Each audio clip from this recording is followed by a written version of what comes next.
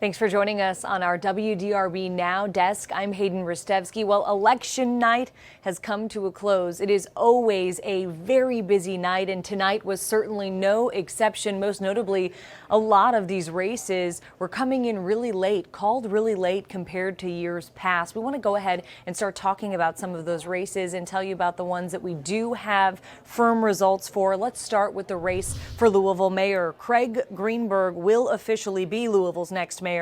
Greenberg beat out Republican Bill Dira. You see that total there on your screen, 52 to 46%.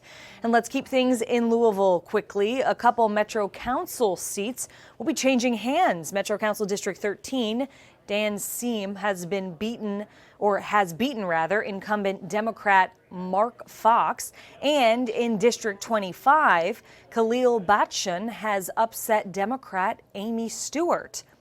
And now we're going to take a look over for the people who are vying to take over John Yarmouth's seat in the U.S. House. Democrat Morgan McGarvey is headed to Washington to represent the Louisville area. He beat out Republican Stuart Ray 62 to 38%.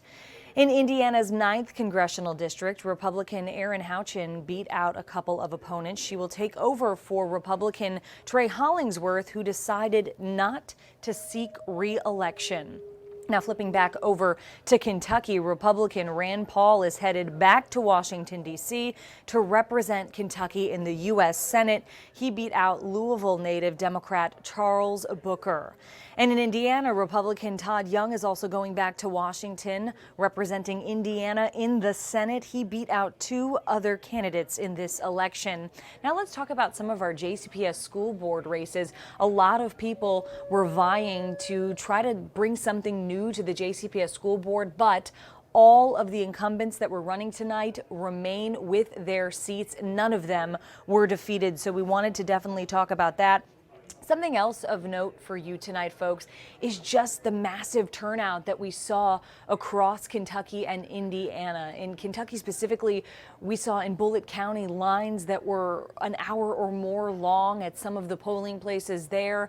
We definitely could feel the energy, the excitement. There was people on the ballot, races on the ballot, issues on the ballot this year that really got the voters out in droves. And in fact, Kentucky Secretary of State Michael Adams says that the voter turnout in the state could surpass or hit 50% turnout. Now, he said this early on in the evening tonight, so it's very possible that when all things are said and done tomorrow, we will learn more about what that exact voter turnout number is.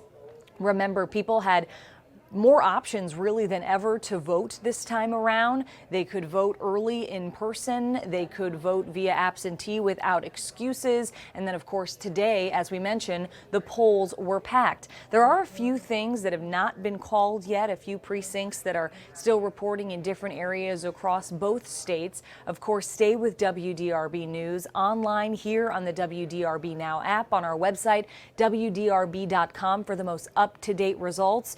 And then you can tune into WDRB in the morning for all of your election results as well. Thanks so much for joining us. This was something new we tried this year here on our WDRB Now app. We so appreciate you turning to us for election coverage and trusting us to serve our communities. Thanks.